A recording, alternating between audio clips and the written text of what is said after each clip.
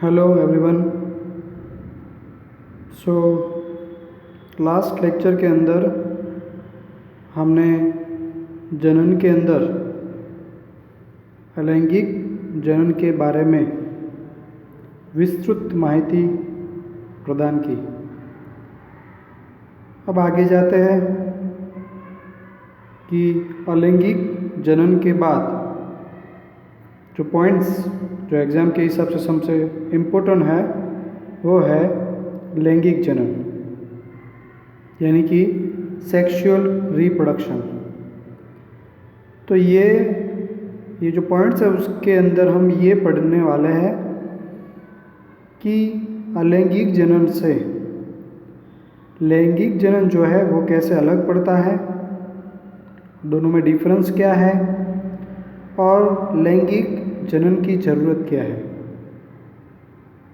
थोड़े क्वेश्चन जो है उसमें से हम वो समझने का प्रयत्न करेंगे कि लैंगिक जनन अलग अलग जीव में अलग अलग पद्धतियों से क्यों चलता है। तो शुरुआत करते हैं। लैंगिक जनन के अंतर्गत एक से जीव अथवा अभिमुख यानी कि विपरीत लिंग वाले भिन्न जीवों द्वारा नर तथा मादा युग्मक, जिसे गैमीटो इंग्लिश में बोला जाता है, का निर्माण शामिल है। लैंगिक जनन में दो जीव पाएंगे जो एक दूसरे से भिन्न होंगे, विपरीत होंगे। यह युग्मक यानी कि गैमेट्स आपस में मिलकर युग्मनज, जिसे जायगोट, का निर्माण करते हैं, जिससे आगे चलकर एक नए जीव का निर्माण होता है। यह अलैंगिक जनन की तुलना में एक विस्तृत, जटिल तथा धीमी प्रक्रिया है।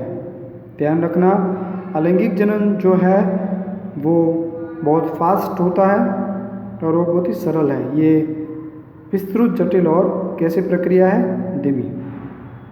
नर तथा मादा युग्मकों के युग्मन से जो लैंगिक संपन्न होता है, उसके परिणाम स्वरूप जो संतति उत्पन्न होती है वो अपने जनकों के अथवा आपस में भी समरूप नहीं होती। तो अलैंगिक जनन के अंदर हमने देखा था कि जो संततियाँ पैदा होती है वो एक जैसी होती है, पर लैंगिक जनन की यह विशिष्टता है कि उत्पन्न होने वाली जो संतति है वो एक तो अपने जनक से और एक दूसरे से भी समरूप नहीं होती। पादप यानी कि प्लांट, जंतु अथवा फंजाई जैसे वैविध्यपूर्ण जीवों के अध्ययन से पता चलता है कि यद्यपि यह बाह्य आकारिकी, आंतरिक संरचनाओं और शरीर क्रिया विज्ञान में एक दूसरे से अलग है, परंतु जब यह लैंगिक प्रजनन के लिए एक दूसरे से के निकट आते हैं तब वे एक जैसे पैटर्न को अपनाते हैं। यह एक आश्चर्य की बात है। देखो, आप यहाँ पे आपको एग्जाम्पल में दिए हैं प्लांट, इंसेक्ट और फंजाई। वो आप उसे बाहर से देखोगे तो वो अलग है, पर जब जनन की बात आती है तो वो वहाँ पे समरूप है, एक समान है। आइए सबसे पहले उन सामान्य विशिष्टताओं पर चर्चा करें जो इन विविध जीवों में सामान्य है।